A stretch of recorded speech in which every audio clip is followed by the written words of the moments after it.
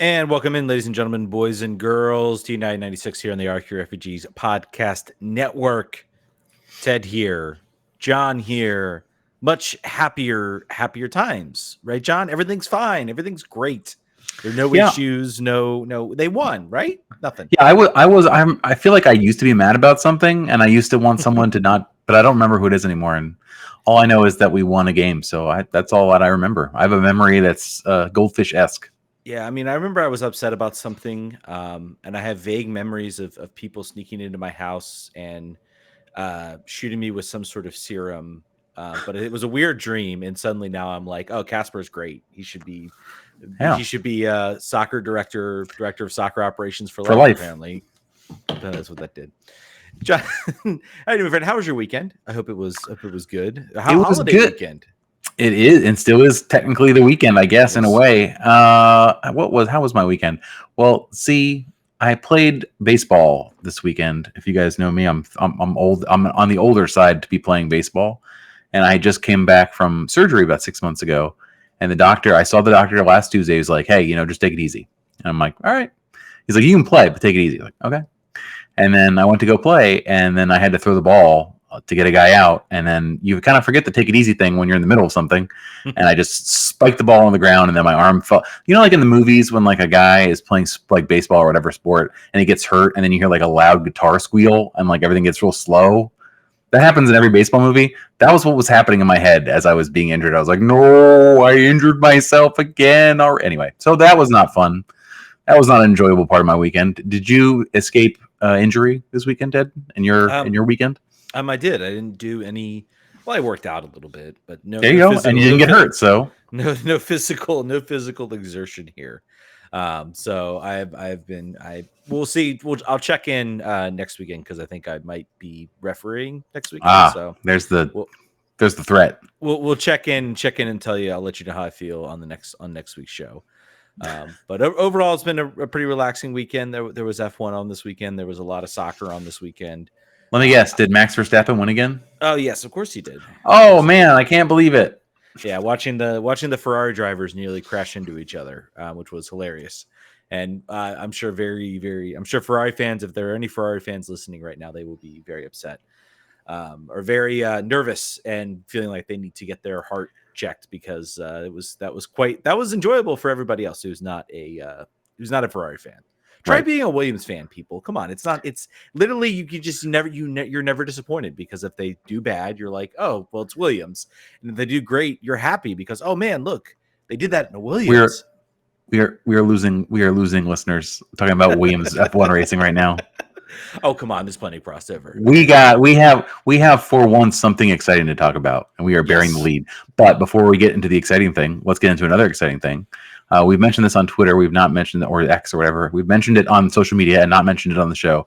We are now part of something called Goals.tv, which is a streaming platform for soccer that includes gaming, cards, analysis of sports, every league in the world, or working on every league in the world. You can still watch us if you're watching us right now on Twitch. Please keep doing that. And also, please throw us a Prime subscription or a regular subscription if you love us. You can watch us on YouTube. And you can watch us on Goals.tv, which is an app, and I think it's a web application, but it's definitely an app. So check it out. Yep, check it out. Support us and continue to support us however you do. You can also check it out on Patreon, which we're going to talk about some news. If you are a Patreon listener or Patreon supporter, you might have already heard us talk about this. We did our regular Thursday Patreon $5 tier show. We saw some people that actually jumped in and started to resubscribe with the show. So I think we're going to continue that trend. So we just need more exciting breaking news on Thursday afternoon when both of us are available on Fridays. As long as that happens, it's a path to money making for sure. Yeah, so I mean, let's set the scene because obviously, from a vibes and mood perspective, as we disappear from the Twitch stream, there we go, we're back. From a vibes and mood perspective, things were pretty bad before Saturday. Things were, I would say, right until kickoff, right until I saw Tecudo Pietro in the lineup. Vibes were bad, and Wayne Rooney decided he is going to start airing some dirty laundry. First, I believe he dropped that he has not been offered a new contract. He said discussions were. He's not even heard back from the team about a contract extension. So that's wild. It's like, hey guys, Psst, can I have a contract, please? And then it went silent. I believe on the post game, he kind of seemed to indicate he's like, I think he maybe got the message after that. He's like, look, like you're playing for your job right now. We need to make playoffs. We need to make playoffs, and then we'll talk. Like, What it seemed like. Charlie Boehm asked him, "Are you playing for your job?" He says, "I'm comfortable. I'm fine. We got to win games. That's what I do here. We try to make the playoffs, but I'm fine. I'm comfortable." So he's very much like, "Bye. see you later." I mean, wow. After this game, it does make me maybe think, oh, maybe we need to give him some more time. The price is going up. I think if a couple more of these games in a row is like, maybe I'll leave them on red now. Dave will try to make a phone call like, "Hey, I just want to talk to you about your performance this year." Yeah, he expressed some. I think he expressed some frustration. You know, I think we heard early on in the press conference, he's like, "Oh, we can't make it work from a salary cap." I think we all kind of thought that was maybe a little bit of BS. I think maybe he's maybe letting things out a little bit with regards to the team. Apparently, did look to sign Jesse Lingard. He also asked about adding Reva Morrison, who's still sort of hanging out in training.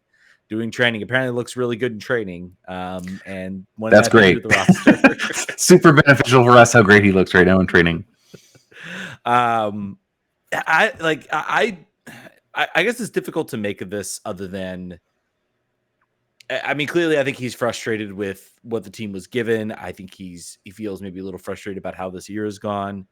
I think he still is in a mode where I think he thinks if he can get this team to the playoffs and maybe they can go on a little bit of run, maybe he makes himself more attractive. I mean, even after this game, I guess we'll maybe get in a little bit maybe after we talk about the game. I just don't know. Like, it's very weird what to make of all of this and like how to like dissect what's actually happening, or if it's all just conjecture. I guess where are you falling? Like after his comments and everything, the sort of really airing of the messy laundry. I felt like that was just like, this is it. Like he's done. It's over. But now after this game, I maybe think, well, I'm not so sure anymore because he seemed to figure it out a little bit. I think he feels disrespected.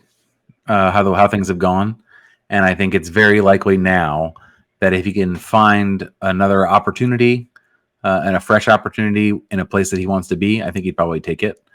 The way, and it's so tough because the way that his quotes to Goff very much sounded like the guy who wanted to stay at any cost, and it was like, please sign me. But after the win and then the press conference, he seemed like the opposite guy. So I don't really know what the intention was.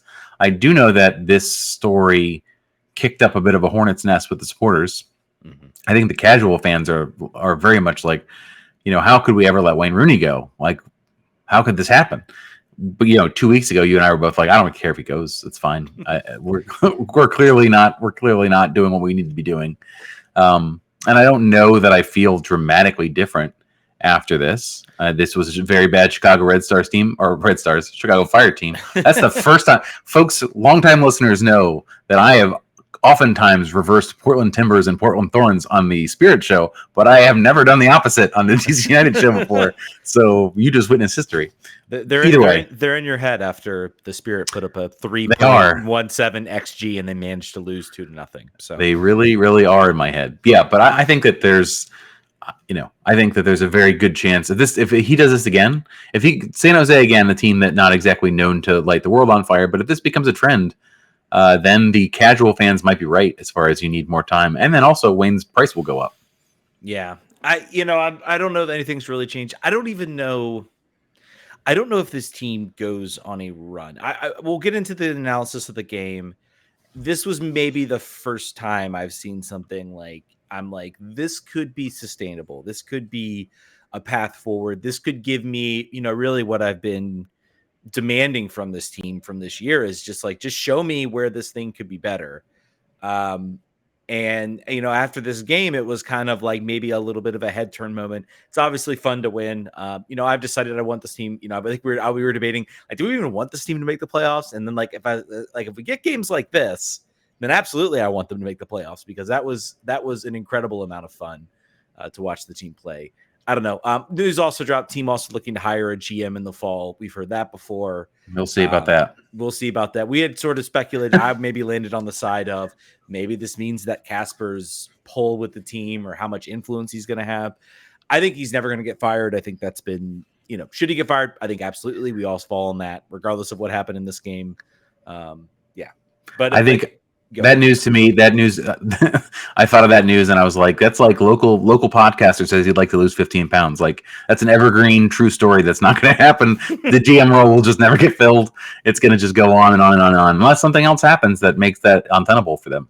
I mean, I will say if they are actively being like, we are not interested in re-signing Wayne Rooney, that seems to me to indicate that you're looking at a GM or somebody to come in to decide whether you want to do that. I think at that point, and that makes sense. Just leave. Yeah, that makes sense. I mean, I think there are plenty of coaches that could have come in and set up that lineup and could have seen how that team works. I don't think Rooney has done anything significant. And the fact that we're, coming down this stretch and we seem to finally have something, I think it's also maybe a little bit of testament as to what, what is Rooney building? What was he doing all those years? Or all those training sessions? Could he not see that tactically? It took him this long, sort of throwing a lot of things at the wall, trying to come up with different items and trying to find something that sticks. I think it is a little bit of a hit against him. I don't know. Maybe I'm being too harsh. I guess I'm trying to think of the amount of times, for instance, they had Benteke, Taxi, and Ted available, and they could have played all three and didn't. I feel like it was occasionally, but it was maybe not as many games as we would have liked. But then again, the switch to the 5-man back line was done because at the beginning of the season, the 4-man back line was had like 14 goals scored out in 4 games. So I'm not willing to give him a lot of credit. I'm not willing to give him a whole bunch of the blame. I think the roster construction sucked. I think it got hit with a lot of injuries. But your point that saying that this could be very closely tied to the fact that we don't have a GM and the GM is going to want to have say over that. And you know what? We want the GM to have say over this. Yeah. We want the GM to make their choice who they're going to last for more than one season, right? Yeah, I mean, honestly, it would be as close as we can get to if Wayne, if there's an announcement that says, we'd like to congratulate Dave Kasper and thank him for his services as director of soccer. He will now be moving on to a new role in the organization. That'd be as good as message as anything as we're going to get as far as a firing, and we hope that happens. By the way, apparently never underestimate the thin-skinnedness of soccer team executives. Who do we think was the one who ordered that? And by the way, if you're not familiar, I think the Rose Room, it was either I believe it was the Buzzard Soccer Point. I believe it's a friend of the show.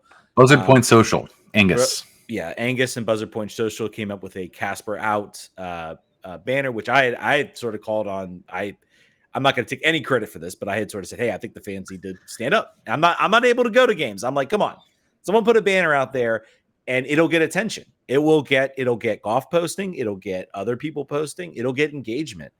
And, my other option was they're probably going to want to take it down. And if they do, let them, because that will post about that. And that will also get more attention. And that is exactly what happened.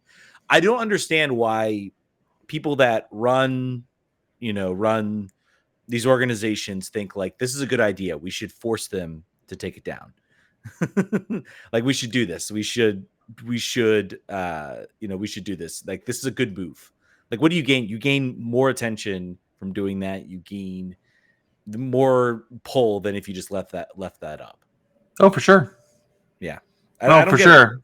I mean, I think it's about managing the moment versus managing the story. Yeah. I think if you let this one sign go, it would not be on the power rankings on MLSsoccer.com. It would not be mentioned by the Washington Post. It would not be mentioned by Pablo Maurer. One sign in a stadium during a 4-0 victory would be unreported. But now it will be. And you asked me who do I think it was? I have no idea. I know that he goes to games. I know that Dave Kasper attends games. Could be him. Could be someone that works for him. Yeah, that's usually the way it goes. It's like the assistant to the person who's like, get this out of here. Throw this sign out of here. So, I don't know. I think I was thinking about it today, and I was thinking, I wonder how much different this is than the Spirit situation, which is, again, Angus, sign holding. Different. Doug, it's different. I think that what I didn't want to do is underestimate the possibility of change again, because that's what I did last time. I thought that there's no way that this is possibly true, or this will work. I think that there's a confluence of things happening here at once.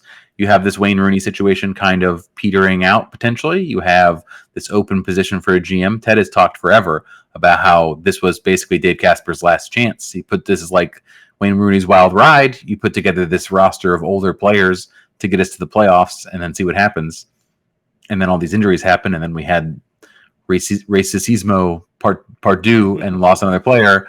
I think that things could happen where just with the public pressure too, it allows the ownership to make a move and cast it as like a, this was a well considered. We're about the fans, and we want to make sure that people can buy into our product and feel happy about who we are as an organization. So it might just happen. I think that the pressure is going to be notched up. Ted and I are on the Discords with people who are all about this stuff. So people who, unlike us, are able to be at games physically. Thank you for doing that, people. Yes. I think there's going to be a lot more signs in the area, and I think that will probably get even more attention. Will that, I think that to your point, they are different. I think that the difference for the Spirit was there was such there was like malfeasance and like crimes and stuff that really like ramped up the whole thing. This is basically just like a decade of underperformance, and we need a change.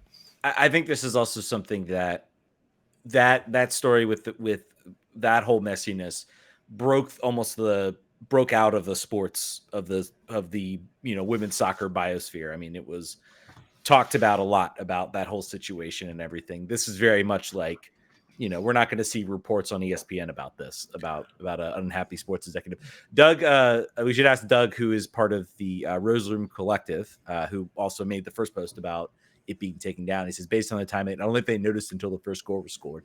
Maybe, I don't know. It was right in the stand. They might not be. They didn't notice it. I think also, they didn't look towards that end. I would not be surprised if Dave maybe also was aware. And especially when Doug, and I think also the team was scoring goals. And I think if the game had been bad, maybe they didn't care or it wasn't interesting. But I think they saw the team like playing well, and they're like, all right, we got to get this out here because like it's gonna. So there's gonna be pictures of goals with the sign over the shoulder, and we can't have that. Yeah. But that's it. So that's it. So keep the pressure on San Jose game. I think we'll see what happens next. The media has noticed. That usually is a good first step. I think that it's really. So Doug says they didn't come to Angus, Justin, or I until the 10th or 11th minute after the goal. So wasn't early on. They're going to be noticing a lot more signs next weekend. So yeah. We'll see. I mean, I the game was good. I don't know. I'm just vowing, like, sometimes I feel like these things like peter out if the team is successful. And I don't. I'm not saying like DC's going to go on a tear right now, but I mean, I am slightly positive about what I saw and how the team lined up. It seemed to make sense. And let's get into it, John. Let's talk about how this team played. DC United coming up against Chicago. By the way, classic RFK Refugees. I think we're probably like 20 minutes in because we had some spicy drama in front of the game. Like we're messy podcasters who love a little bit of drama before we talk to sport. We got to do it. That was the genesis of this show. That was when we come from the ashes of messy drama in DC United. Yes. Let's talk game. Let's talk game. Let's talk DC United 4-0 victory over the Chicago Fire. Chicago Fire, of course, now below us. We are now above the playoff line. We move now to -1 goal differential, which is I thought was significant to bring up. I think we were like -5 before the game started. So, it was. So let's start with, I guess, the lineup, which we all kind of saw. The sort of 4-man back line and sort of a more offensive lineup than I think we'd ever seen from Wayne. Golf had it kind of laid out as a 4-3-3. It was kind of you watch it, it was kind of a 4-1. I more consider it kind of a 4-1-4-1 with sort of, yes, you can call it a 4-2-3-1 with Click kind of playing in the back, but he's more playing, I guess, the more 8 position. So he's going to push forward. He's going to want to still get involved in the attack. And then obviously you had your sort of midfield trio of Pirani, Teku Pietro, and Dahome. And then up top you had Christian Benteke. So, and then of course the 4-man back line was Derek Williams and Steve Birnbaum with Eric Davis and Andy Nahara in your left and right position. So 4-man, and obviously Bono in goal. So done there. Got the lineup out. Interesting, we had seen the reports about, the 4-man back line, how poor it's been for DC, how they haven't been able to be really good. That's why they shifted to the 3-man back line. I was concerned. I was like, man, we're gonna basically be, really aren't gonna be able to bottle up Kamara. I'm concerned about, numbers in the midfield or how we're going to move into the attack. Like, is this going to work? Then again, I'm like, Ted DiPietro is out there. So it's like swapping a center back for an extra attacker. Really want to see him. I actually thought, I don't know if I tweeted this anywhere. I actually thought, I was like, this is either going to go really poorly. Like, Sky was just going to run us over. We're going to get completely split open. Kamara is going to hit up a hat trick. He's going to pass Landon Donovan for the goals record. Or DC is going to actually look good in the attack and actually push forward. I was leaning hopefully more towards option one of like, this could go really poorly, really quickly, but it didn't. And the team looked probably the best. I think we've maybe said this 4 or 5 times. They've looked the best they've been all year. This has been the best they've been all year, bar none. Attack wise, they looked vibrant. They looked moodful. It looked like what had sort of been missing from Benteke's dominance is he needs guys that can actually see where the play is going to happen next and run onto it. And we haven't had that for a while. I think the poor structure and tactics of the team, the way they have been set up, has pulled Benteke away from goal, and it has not given him company in the attack. And this game sort of saw what happens when that's not the case, right? Like you look at the last goal, he was in an ocean of space. Yeah. He was making that back post run. Not to say that he's been lazy over the last 3 months. He has not been. It's not been a lack of effort that's caused it. It's just been his movement and the runs, finding open space, the assist he made. That is made possible by having 2 other attack-minded players who are going for the goal that he can play in. That's like how he becomes additionally dangerous. So yeah, I think something Jesse Eifert called us out here too is that Nahar had a great game. Nahar was healthy and he was running and dangerous on the right hand side. I think I've talked about as Benteke goes, this team goes, because he's the goal scoring power and fulcrum, and Andy Nahar is the other most dependent element of this team, particularly when you have so many injuries at both wingback positions. You really see how much a good informed Andy Nahar has an impact on the game. And he did, and now he's going on international duty. So everyone, do your incantations. Can we please get a GoFundMe or something to pay the Honduran coach just to not play him? Right, whatever his fee is for playing in that game, or however much money he makes from the Honduran Federation. Can we please get that so he doesn't play? I really hope he doesn't come back injured, because he really was important. I also thought, maybe lower shout out Eric Davis. I thought again was excellent. Of the 2 signings, we all kind of maybe rolled our eyes at these signings. I think Eric Davis is the one who I may be interested in letting him stick around next year. Yeah. Fajardo ain't it. He's it. Yeah. He's been very good for this team. And I want to talk about obviously Mateusz Klich. Mateusz Klich, the move with Pirani. If there's anything the Pirani move has gotten us, and Pirani's been good. And there's some stuff I think we need to iron out with him a little bit. I think he's showing, I think, some signs of maybe being a little indecisive, and maybe that's just going to come with familiarity and knowing where his teammates are going to be. But he's not like, he feels like he gets in the box and it's like he doesn't want to make a wrong decision. And I think it's the difference with Ted DiPietro, because Ted DiPietro got in the box too and made some bad decisions, but at least he made those decisions. And when he made good decisions, those resulted in goals and in opportunities. It's about failing trying versus failing not trying. Right. But I think what that does allow us to get the best out of our DP in Mateusz Klich, because it moves him back, and maybe he doesn't want to be there. Maybe he thought he could be here and be the number 10. I don't think that's his role. He slots back, kind of pairs up with Knaus. Made a couple. I have to go back and look. But there were a couple times he was, in traffic, breaking up attacks before they began. That center of the field, I don't think Chicago got much. Any sort of progression, any sort of ability. It was all coming from the ends or from the wing positions, basically until that DC was pushed up. Nahar was pushed up or Davis was pushed up, and then they could sort of hit us from there. Middle of the field, like they tried anything in the middle of the field. Knaus and Klich were both there. They gobbled it up, and it allows Klich more time to pick out a pass, especially a absolutely just peach of a ball to Christian Benteke, who shows incredible ability to juke out I mean, just like, I don't think we've ever seen that from him as far as like being able to get in front of goal, make the dribble, make the defender miss, and then just a calm, very, very calm finish. He was like a forward with a confidence transplant at that moment. He did not look like a guy who hadn't scored since the first week of June. So that's class is permanent, right? Form is temporary, and he showed it. Incredibly crucial for him to get that goal and to really get his momentum. And I mean, he was just a monster all game. The second goal, I believe, I will give some credit to Home plays a nice ball to him, in which Benteke settles. I had some little fun with Dahome, who I think one point he got the ball in the wing and just like I just completely missed it, and I don't know how he did that.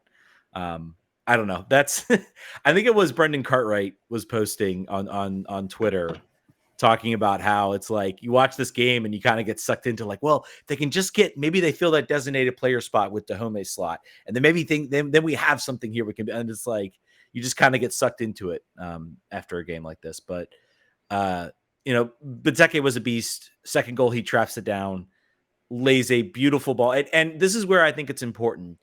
And Nemil Assad's out there. I don't think Nemil makes that run. I don't think Eric Hurtado makes that run. The vision that Ted Pietro shows to see that space and to see that run, know exactly the position he needs to be, and then to lay it off to have the ball laid off to him, and then he just makes a cool, calm, and collected finish. That goal was everything. I was very, very, that was probably my favorite goal of the night. I know the Benteke goal was really nice and probably from a aesthetic perspective was really good, but that goal just kind of made me say, this is what we've been missing for so long. And if we can keep this up, maybe we have something here that we can build on from next year. Maybe I want Benteke back if he's going to have a guy, if he's going to have Pirani and Ted Pietro. For sure. That's what we said, right? You just can't have him as he's not an individual contributor, right? He's got to have a posse. Somebody in the chat, I'm not sure who said it, but TKD, well, Howdy Partner says that this game proves that TKD should start every game until prove otherwise. Yeah, I think he's got to stay healthy. Hopefully, he's still young, but he's struggled with injury a little bit this year because he's basically gone from like no minutes to all of the minutes. So that's pretty typical. Yeah. There's been some argument about his ceiling, and we feel like we had this conversation a lot. Yeah, we did at the beginning of the year. I think beginning of the year. I guess like seeing a performance like this, to me, it shows how much he's grown, I guess, as a player, how that finish is just so incredibly confident. I'm not sure if he even gets in that position last year. He makes that play. Even earlier this year, it was just such a very cool, calm, and collected finish. It really tells me, and I feel like we all pay attention to the football managers, the FIFAs of the world. And once a player hits 20, it's like, oh no, that's it. They're as good as they're ever going to be. And that's just simply not true. I think this guy can get better. I think he's going to get opportunities to get better. I don't see any reason why they need to look for anybody in his position. Let him run out there. Let him do what he's going to do. If you want to bring someone to challenge him and keep him honest, that's fine. But I mean, honestly, this team should be thinking next year. First of all, you're bringing back Benteke or you're bringing back Click. If you are, then you need to say, okay, we're going to put Ted out there and Ted's going to be our starter. That's the guy we're going to build over the next couple of years until he gets European interest, which if he plays like that and continues to play like that, I don't see any reason. Yeah, I don't see any reason why he won't gain that interest. Also worth mentioning, he's so he's 21, 20, I believe. So he'll be 21 soon. There's a little tournament, the Olympic tournament coming up that the U.S. men have qualified for. That is a U23 tournament. I think he could be considered a dark horse to maybe play himself into that roster. I think we're already going to see Kevin Paredes out there. Could happen. Could absolutely happen. Ted's picture on FootMob is the worst picture. It is the worst bowl cut. So we got to fix that. That's job one. Got to take care of that. I don't know. Yeah. I don't know if FootMob still has Jonathan Bolaños, much younger, 24-year-old American, is still as a 45, 46-year-old Costa Rican. I hope player. So. That would be great. I'll go back and check that. But yeah, I think the ceiling is. I think the ceiling is a really great question. I think that it's very obviously the talent has met with the confidence of both the manager and then the reps. Right, he's getting it's the perfect confluence of forward progress. The Kevin Paredes like jump. Right, I think Jesse Effers is good enough for us. He absolutely is good enough for us. I think if you look, so let's look at this route. We've done this a bunch of times, but it's fun. I like to do this. Let's look at the starting 11 and see where, if you were to build from this, what you would change in 24. Bono in goal or Miller. We said this before. Who cares? One of those two. They're fine. Yeah, I wouldn't spend money there. If you really find a talent that you think you can build, honestly, I would say in my opinion, I would much rather them look and sort of build out either an academy product, find a guy in college to take that third spot, maybe a guy that you see that can. You've got a goalie on your bench. You've got a 20-year-old goalie on your bench that can slip in that particular role. But it's either him or figure out who your long term, because you do need an elite goalie. I love Bono. I think Miller's had a rough patch. I don't think either of those guys are going to rise to elite levels, and I think you need that elite level. So, but I think purely from a budget management perspective, yes, I think you keep him in. I'll just skip to the places where I could see you want to spend money. Eric Davis, you would want to find Mahana Jihadzi supposedly will be back next year, and all things equal, they're going to want to start him because he's a big money man and he's supposed to have a high ceiling. Derek Williams has been great. It's one of him or Steve Birnbaum likely is not your everyday starter. Pines has gone to witness protection again. We don't know why. People keep asking us why that is. We don't know. We've not heard anything. So one of those things would likely change, I think, in a 2024 team. Andy Nahar is super talented. I think Wayne said it in the post game, just like, God, if we could just figure out a way to keep him healthy, he would be one of the best players in this league because the availability is the only thing that's holding him back. I think you got it. You have to. I think if you're looking at a big money position to spend on, I think you look at that right wing back position and you say we need to find somebody that we know that can consistently start week in and week out, and we can use Nahar as sort of a load management. We can use him as a change of pace guy, someone who could do something different. Imagine him as a Swiss Army knife on this team that isn't expected to play every match. Like he would be fresh. Yeah, it would be great. Dahome is the only player that is for sure replaceable in that front three or the front four. Pirani is early, but he's on loan, and I think they're going to want to keep him because he's under 22, and the cost will be spread. I think he's to me after these first three games. Yeah, I think he's earned a chance. He's earned a spot. He's a keep. Yeah. I mean, we'll see. I think every game he seems to be getting better. His decision making was a little bit sus. I hope he's not hurt. He looked like, I think on the fourth goal, I was more concerned about him than the fact that we scored the fourth goal. That's probably the lowest I ever cheered for a goal because I was like, is Brady okay? Can someone please make sure he's okay? And he looked a little shaken up. Our own producer trolling us here and saying, who would be a great fit for that right back spot is Julian Gressel. He's a free agent, man. He is a free agent. We get a new GM and we say, no, Dave's gone. Don't worry. Maybe we'll see. Dave and Wayne are gone. Julian, you can still your place is still available in Loudon. You can move right back in. Paul's gone, but a lot of the people around there. And then Mateus Click and Russell Canals are probably keepers, right? Like if you look at this roster, this is a good roster you could carry forward with maybe one or two changes, and then it's all about real depth, trying to figure out ways that you can really institute a depth so that you're not raiding the Loudon United pantry. Which, so right now the bench is Heinz Ike, who came in for an injured Derek Williams. Fajardo, he was fine. Yeah. Fajardo is gone for sure. Ruan, they'll keep him because he's under contract. Santos, I think you probably move on from him if you wanted to. Not really a big. Chris Durkin is, I think, great depth. Yeah. I think if similar to Nahar, right? Like if you could figure out a way to deploy him as necessary, you could really handle some business. I think he needs to be. You need to eye him in my mind. You need to eye him in that number 6 role with Russell Canals, because Canals has been unbelievably healthy this year. I think he's only picked up one injury I can remember where he missed some minutes. Unbelievable. But he hasn't been healthy for a long time, and I think that is where you're going to want to put Chris Durkin, because I think he subbed in. I'm pretty sure he subbed into kind of that more central defensive midfield role. And I thought he was good. I thought he showed, a lot of people have called him a USL championship level player. I don't think that's true. I just think he's being misused. And I think if you get him in a good role, if you get him and I think also what he did is he kind of took, I think Chicago was maybe gaining a little bit of steam, and then he subbed in, and that all kind of died out very quickly for Chicago. Could have been exhaustion on the Chicago side, but And we should also mention Chicago did also play a game on Wednesday, so fresher legs were maybe tough cookies. So, by the way, if you look at, I want to highlight your point about Russell Canouse. He's on track to eclipse his MLS record in games played. He played in 2017. He was a late season addition, played 10 games. 2018, 20 games. 2019, he played 26 games. And then after that, 12, 21, 18. And this year, he's at 21 so far.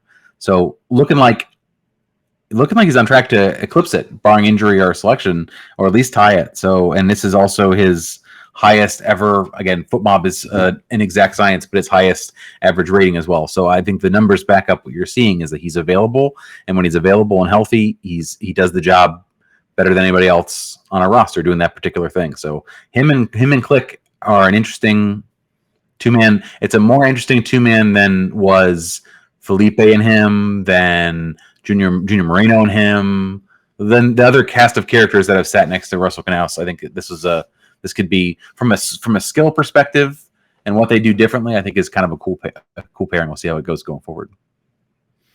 Yeah. Also, producer Brian mentioning we did not talk about Lewis O'Brien has finally found a track at Middlesbrough. So he is, which I believe is the English team that DC UK. That's right. James over at DC UK supports. So congratulations to him. He gets to watch O'Brien play, and he probably maybe already has an O'Brien kit that he can show us at some point. Keeps it in the family. Lucky James. Yeah. So I need to go back and read. I was a little bit frustrated. The Athletic, I think, did a weekly review, and they talked about DC, but all they did was talk about how awful it was that Lewis O'Brien had left the team and how much that team had struggled. And I feel like maybe that's something they had planned to write. Like they had that sort of research all done, and they were gonna put it in and then DC goes and wins 4-0 and maybe looks better than I would argue, potentially better than they have with Lewis O'Brien out there. So maybe that kind of changed some things. So I'm interested to read that article. I might check it out now that I got a little bit upset. I was like, you guys didn't actually talk about, like, I've been looking for any type of no Matt Doyle, nothing. No one can talk about, like, because I use them as kind of like, am I homerish, which is very possible, likely, or do they all think it's real? Do they all see it as real? By the way, vote for Christian Benteke Player of the Week. We all know Leo Messi's also on there. He will probably win it. So what? That would be wild if that happened. Yeah. Fourth goal, second goal for Christian Benteke. By the way, I believe that's Christian Benteke's 10th goal. And I recall I saw on there's 13. I said a handful of goals because I wasn't sure if anybody else who's leading the Golden Boot race has scored or anything like that. I believe he's now like 5. Was it 5? He's probably like 5 or less goals off the Golden Boot race. Would it be wild if he like picked it up and like he suddenly like shot himself into like the Golden Boot race? Like, Ola Kamara-esque. And then goes on and wins it, and then it's like, it's been a weird year. There hasn't been a lot of, there hasn't been like a real like dominant goal scorer. This is kind of like the Ola Kamara year, where there really wasn't like a dominant goal scorer because Joseph Martinez was injured. I think this has been kind of similar in a lot of respects, that there really hasn't been like a guy who's just running away with it, scoring 10, 15, 16, 17 goals. So interesting. RJR and DC asked, should DC United look to transition Durkin into a center back role? He could be a top level center back. They've tried that a couple times. I have thought of this. I think he would do well in a 3-man back line. I am not sure he would do well in a 2-man back line. I think if he played kind of the Victor Paulson role kind of in that 3-man back line. But overall, I don't see it as I don't see it as. I've seen him sunned on corners too many times to have him as your center back. I'm from an aerial defense perspective. He just doesn't. He's not very strong in the air. I think he could do it. I think he could if he really committed to it, and there was a coach willing to let him have that time to build that role. I just don't think. I think we're kind of past it at this point. It's like maybe better there than fullback though. Yeah, certainly not my favorite spot for him. Yeah. Oh God, scenes of that game. I want Durkin to be good, man. He's a Richmond. I get it, and I think if used correctly, he can be. And I think and not being relied upon to be in the. Because listen, if you look at his salary cap hit, you look at sort of the context around the player. Mm-hmm. He doesn't have to be in the starting 11. Like it's not. There's other players where you're like, well, we've got to play him. It just makes sense from international spot, DP slot, high salary, whatever. It's not really the case for him, unfortunately for him. Like a new coach that comes in that doesn't have the history with Chris Durkin could say, I'm gonna, we'll plug you in where you need to be plugged in. Yeah, and I think also if you look at it from a perspective, I don't think his cap hit would be too high. That even if you wanted to go out and grab another U22 player, that his cap hit would not be like so significant. And the whole world of the salary cap might be changing this year. Like we might be talking about a completely different world. No details yet, but there's a lot of rumblings with what's been going on with Messi and everything like that. That this could be changing. So, did you watch the LAFC game last night? I did not. I went and watched. I watched Oppenheimer. I fell asleep. I forgot to mention that this week. I watched. There you go. That was what you did this week. I missed that. I completely missed that. I forgot I watched that. But best score out of 5. What do you think for you? 4.5. Well, very good. Yeah, cool. It was very good. It was very good. I'll probably see it when it comes on available for rent for like $75 on Apple TV. I wanted to do the IMAX, but sadly, the IMAX theater, the closest IMAX theater in Charlottesville, was not showing it anymore. So I just said, "I'll forget it. I'm just going to go to the theater." I thought you were going to say the closest IMAX theater in Lynchburg was Richmond, Virginia. Is what I thought you were going to say. Probably the closest one showing it at this point, but yeah, there is one in Charlottesville. So anyway, that was completely off track, but that's okay. Hey, listen, we've talked for a bit. We can go a little bit off. Yeah, but so I watched the game. Messi continues to be OP. The whole Inter Miami is just entire, and it's funny too. Like the players that he brought with him, the Jordi Alba, the Sergio Busquets, who no one really anticipated much out of because they are old and they're not Messi. Like it's not like they were expected to change the game, but they have, if you can believe it, they have a really amazing chemistry together. Like I don't know if you can imagine the fact that those 3 players know exactly what the other ones are going to do in the field, and they weren't playing Chicago. they were playing LAFC at home, and they put 3 past them. So, man, I really watch the space, man. They're gonna make a run here. I think I think anything is possible for them. I think if you're anybody in the playoffs, you already know that. I think you're thinking we need to be 8th if we want to make the playoffs. Avoid this. We need to be 8th because it could. I mean, if you're thinking about scraping in at 9th. I don't know. I still think they will. I think with the games, they will eventually potentially run out of steam. Nashville showed that they are not completely infallible. You can still hold them to results, and they pick up a couple of draws, and really this run can end very quickly. But again, crazier. I'd say crazier things have happened in the league. I did want to get to this question. We got a question from our Discord. Someone asked in the chat if we have a Discord. Go to our Twitter page. There's a Discord right there. Jump in. It's a nested answer to your question. Also, Producer Brian will always answer your questions anytime. Producer Brian, help you out. Yeah. Mr. Maglu says, seemed like the connection between our defense and midfield broke after Williams was subbed off. I didn't take a close look at the stats, but folks get the sense that this was a temporary issue or until the lines reconnected again or a cause for concern. I don't know if I really agree. Maybe I don't agree with that. They were up 2-0 at the time. By the way, wild. We didn't even talk about like the second goal, like wild own goal. The coolest own goal ever in all time. Totally confused. Like, and I was kind of laughing. I was like, that's a goal, right? Like he's not calling foul, but I think because he sort of ran to the box and pointed in the direction, I think that's why he got confused. To answer Mr. Maglu's question, I don't know if I agree with that. I don't think there was really any noticeable. I think Williams is a great player. He dribbled out of the box, which maybe caused me a little bit of a heart attack because that's what got him in trouble against Philly. But I don't know if I really noticed too much. Wayne talked about controlling the game state and changing sort of tactics on that point after the score change. So I think you might be what you might be seeing might be intentional, but I don't have the passing charts in front of me here, so it's entirely possible. I mean, he had almost no stats. Derek Williams basically did not exist for 13 minutes or for 24 minutes. I mean, I think he showed. I mean, I don't know if the stats probably don't bear it out, but I think he still showed sort of the incredible calmness in the back line that's generally been very good this year. That has kind of helped this team. I think he is a guy. I think maybe I would still want to see next year based on his performance. I think he's been an upgrade. So I don't know. To answer the question, I don't believe a cause for concern there on that front. But that was like still the wildest goal. I don't know if Dave Kasper even got his like it's in the net call because I think everybody was just confused. He was very, very confused. I always make sure to turn on the home broadcast whenever I can. I will say that Dave is undefeated about not missing that. Like he's like, I think that was it's like maybe his spot is an obstructed view to the linesman. I don't know. Like it just always seems like he doesn't know that. I think at one point too, he like thought that Chicago had won a penalty, but he was actually calling a goal kick. Again, another easy symbol. It's the same outstretched arm pointing at the corner of the spot from where I think it's also hard. I think where he's sitting, the radio. Yeah, we need iHeartRadio to get a spotter for him, for like a on the ground spotter. I'll keep listening. That to me, it tells me there's no producer there, right? Like there's nobody actually produce. It's just him. There is. No, there is, because you can hear them talk to him in the breaks. Like you can hear Dave, because they never, ever cut it off right. So they'll just leave hot mic basically. Every game, all the time. By the way, I will never stop. I'll never stop watching, because Dave, if we tweet, Dave will say it every single time. So I will never stop. Dave, you got me as a captive forever.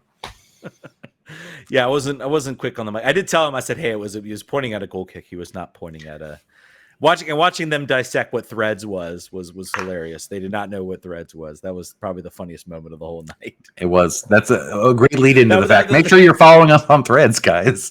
I'm gonna be posting on Threads. I wanted to, by the way, I want to go back to Messi for 1 second before we close the show.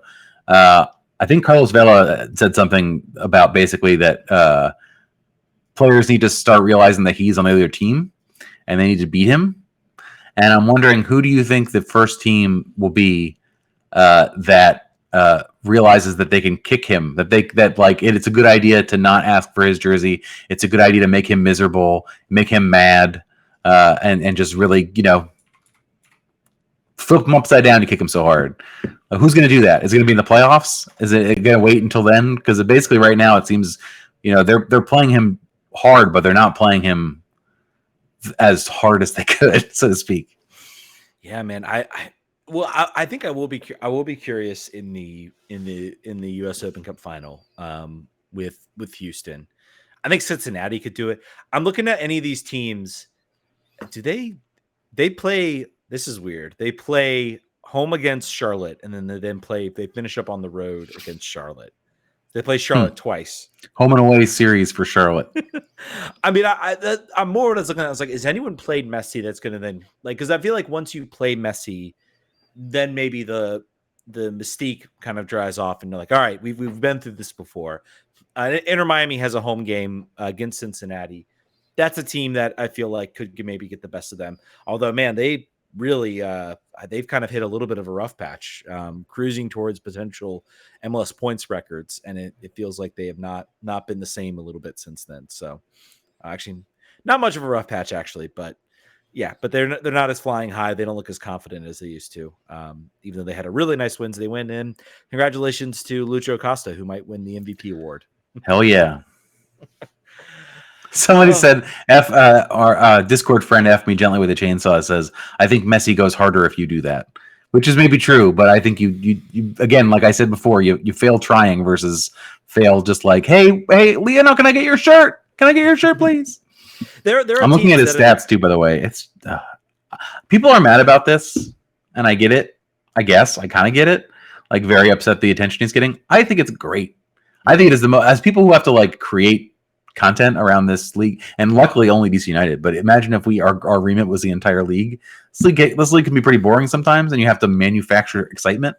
It's just players that are generally not very exciting that you have to get really excited about because they're here. But this rules. Like, enjoy this, because this is only going to last 2 years, and then it's going to go away, and then there won't be anything else to replace it like this. So this is a peak. Enjoy the peak. You're going up the roller coaster right now. Yeah, I mean, the fact that like they had like 9 celebrity interviews during the LAFC game, to include like reaction shots by Selena Gomez and Owen Wilson getting to meet Messi with his kids and like freaking out, and the former royalty was there. Like, God, it's cool. Like, this is a cool thing. Don't be mad about this. You'll regret being mad about this when you're older. It's a young person's game to be mad about something that's being popular, I think. I mean, I think it's pretty clear this is bigger than to me. This is bigger than Beckham in so many fronts. Like, Beckham, I feel like was big. I don't know if this is actually going to. It could die down, but I don't know if it'll actually die down as quickly because of. Yeah, I think I've talked about it earlier. This is like a sporting, more than a celebrity signing. This is a sporting, elite sporting signing. Like this is more, this, I think this is closer. Beckham, people compared Beckham to when Pele arrived here. And I think that's certainly he was the highest profile athlete to come in here. This is really much more like watching Pele come to the U.S. back in the 70s. Like this is really what it feels like. I think the biggest thing is going to be who's going to be the first team. Charlotte will probably be the first. Well, I guess Miami. I think he's got a game against Atlanta. I was saying, what's going to be the first like NFL facility he's going to fill, and it's probably going to be the Atlanta game. Will be that one, and then of course, then he's got Charlotte. But the of the teams, I just want to know who's going to be the first team to blink and say, okay, we need to not play this at Audi Field. We need to move this to a bigger facility because there's just so much more demand. I'm wondering what the first team's going to be due to blink and do that. Has to be somebody. I think we're going to get Miami versus one of the LA teams at the Rose Bowl. That's going to happen. That rules at some point. That's going to probably break the record as far as attendance goes. Jess Lever said Beckham sold out RFK. Yeah, he did. But I don't think. I have to go back and look. I think did he sell it out afterwards? And I was there. He did sell it out. He sold it out twice. Yeah. Oh, he did. Okay. He did. But the first game was the one that had the super energy, and I believe he played about, if I remember correctly, he played a half and was limping around because he came with an ankle injury. By the way, if Messi was injured right now, would not be on the field. Yeah. He was like, nope, you can deal with it. And by the way, listeners and Ted, I apologize if I talked over you. My AirPod went out, and you were mute to me, so I was just talking. So if I just talked over you like a lawnmower, I apologize. Apple technology. Yeah, I think that's about it. I think that was a pretty good show, right? Anything else we want to talk about from a DC United perspective? I think that's it, man. I think just close it out. I don't think we went a little bit in depth with the team, and we'll see what happens, man. This is maybe the first sign that maybe things will get better. I hope it is. I'm clinging to it. Pirani, Ted Pietro, Benteke, the new Magic Triangle on par with the new big Magic Triangle. Aleko agreed immediately. By the way, he was like all on board with that. He was like, "Yeah, absolutely, man, great." No, he didn't agree. He thought he gave the stats like, "I don't know, man. I did preface. It's been a long couple of months with this team, so I'm clinging to anything that gives any sign of attack." But so San Jose, what's our prediction score wise? Oh yeah, we didn't even really talk about San Jose. We can talk a little bit. I guess important thing to note, there will be international absences. DC will be without Nahar, they will be without Eric Davis, and they will be without Ferrardo. Two of those are probably like the more important of the two that they will be missing. I think that's all they're missing. I don't think they're missing. I could be wrong, but I believe that's right. No, that's it. That's it. Yep. And then I believe the bigger story, I think, from a San Jose perspective, they will be without Cade Cowell, who scored a really nice goal in this game. So I'd say from what they're missing, I think, yes, Nahar is a big miss. I think this will be two teams kind of on even footing.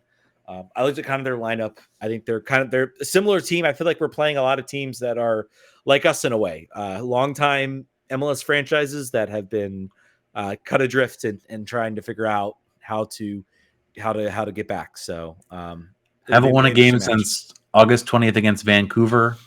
Before that, lost 3-0 to the Sporks, 3-2 to the 3-2 in the what was the original derby called between the two LA and San Jose? What was that called? Before the El Tráfico. It was California Classico, Cali Classico, right? Yeah, Cali Classico, yeah. 3-2 lost that and then drew against Minnesota away last. Yeah. So that was on September 2nd. They're going to have the same amount of days as we are. So fair matchup. We'll see how it sorts out. They got to be a cross country again. This is another game. Every game, I think, from now until the end of the season is pretty much a must win. And so hopefully they can go out and do it. I'm going to go with 2-0 DC. Goals from, I think Pirani gets off the mark, and I think Benteke notches one with an assist from Ted Pietro. Why not? I like that. I'm going to say 2-1. Just because I would have picked 2-0, but I don't pick the same score. So I like your pick. I think goals by Ted and Pirani. I think, but two assists for Benteke. He plays the facilitator role. Could easily happen. All right, folks, that's going to do it. Thank you so much for listening. We will catch you guys next week. Vamos.